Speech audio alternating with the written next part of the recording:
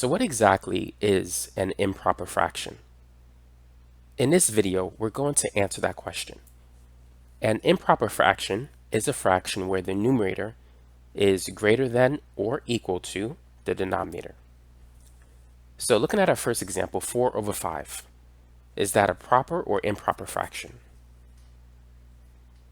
Well, the numerator, the number on top, is less than the denominator. So this is not an improper fraction. So let's put no. Now what about 7 over 6?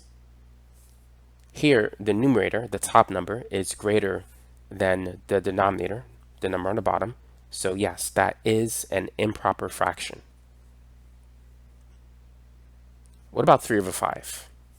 The top number is less than the bottom number, so no, this is not an improper fraction, which means it is a proper fraction.